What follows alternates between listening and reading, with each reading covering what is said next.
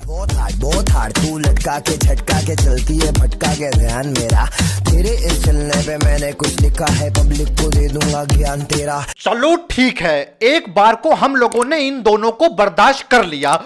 ओ madam जी मैं तेरा भाई नहीं है, धीरे चल कोई घाई नहीं है, बस इतना देख रहे हैं आप लोग, ऐसा लग रहा है दरियाई घोड़े ने हक के बाहर निकाल दिया है इसे।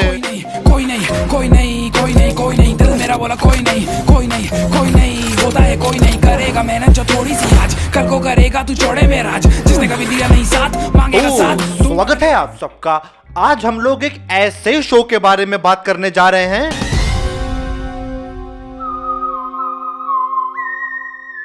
अब एसीपी प्रद्युमन एक ऐसे प्राणी हैं कि इनके कानों में जैसे ही आवाज आती है कि खून हुआ है तो फिर भैया अगर एसीपी प्रद्युमन टट्टी भी कर रहे हो तो बिना धुले उठ जाते हैं और अपनी उसी 20 साल पुरानी टूटी क्वाइलेस में बैठ करके सीधा मौका वारदात पे। और सीआईडी की टीम लाश के घर में तो ऐसे घुसती है जैसे खुद की फुप्पी का घर हो और घर में घुसते ही वही 100 रुपए प्रति घंटा वाले डीएसएलआर से लाश का फोटो सेशन शुरू।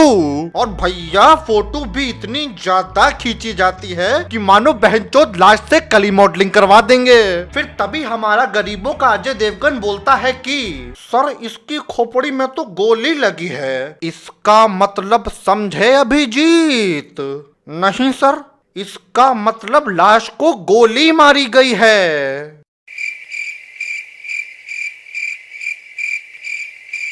अरे भुट्टी वालों, नहीं गांव की जमीन पे जो घूस दे करके एसीपी बनने वाले लोग ऐसे ही हरकतें करते हैं। सर कातिल की फोटो मंजुल से मिल रही है, इसका मतलब समझे दया? नहीं सर, इसका मतलब कातिल का पप्पू ही नहीं था।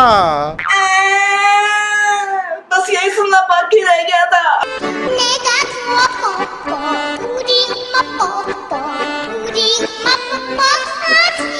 फोरेंसिक लैब, जहां पे पिछले 20 सालों से बेशर्मी के साथ सिर्फ 2 लोग काम कर रहे हैं। नंबर 1 डॉक्टर तारिका, इनको इस शो में सिर्फ और सिर्फ हमारे गरीबों के अजय देवगन के साथ सिटिया बाजी करने के लिए रखा गया है। रेडी? क्या था? कितने दिनों बाद? कितनी बार खाना खाने के लिए लेकर गया हूँ क्या नहीं? ऐसा मैंने कब कहा सर? एक बात है, टीम के बाकी लोग भी होते तो और भी मजा आ जाए। हाँ ये बात तो है सर। मैं तारिका जी को फोन करके बुला लेता हूँ। ये कोई रहा है। और दूसरे हैं डॉक्टर सांडू के। नहीं, एक बार इसकी थूत देखो।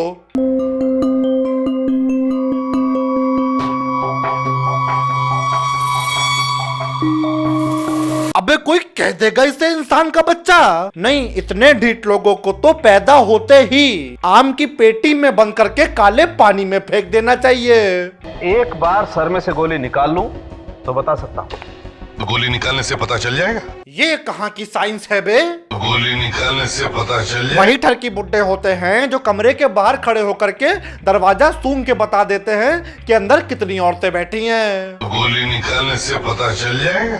लाश के साथ लगभग हर किस्म का चुतियापा करने के बाद वक्त आता है पूछताछ का। सीआईडी ऑफिस से लेकर के लाश के घर तक, रास्ते में मिलने वाले पियक्कड़ से लेकर के खंबे पे टांग उठा के मुद्दे कुत्ते तक, हर किसी से सीआईडी की टीम सिर्फ एक सवाल पूछती है, क्या लाश की किसी के साथ दुश्मनी थी? तभी पड़ोस में रहने वाला चिंटू, जो अभी हगने के बाद खुद से नेकर भी नहीं पहन पाता है, वो आकर के खूनी का स्केच बनवा देता है। साला यहाँ जिंदगी का ये हाल है कि कभी कभी अपनी फोटो देखने के बाद भी याद नहीं आता कि इस जानवर को कौन से चिड़ियाघर में देखा था, और वहाँ एक बार देखने के बाद भी चिंटू ने पूरा स्केच बनवा दिया। खूनी का स्केच बनते ही सीआईडी की टीम कतई गुलाटियां मारती हुई खूनी के घर पहुँच जाती है। खूनी के घर का दरवाजा बंद देख एसीपी पादुमल इस डम्बल जैसी शक्ल वाले इंसान को ऑर्डर देते हैं, दया दरवाजा तोड़ दो।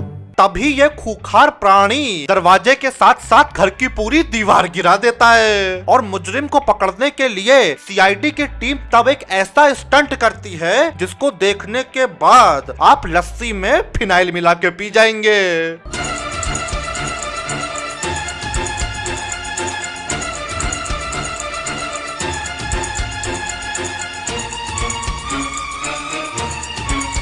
ये स्टंट करने के बाद हमारे गरीबों के अजय देवगन को विमल की जगह जहर खिला देना चाहिए। और मुझे आज तक के ये बात समझ नहीं आई कि दया के एक ही रैप्टे से कातिल के मुंह से सच्चाई तो ऐसे निकलती है जैसे छुट्टी के बाद स्कूल से बच्चे।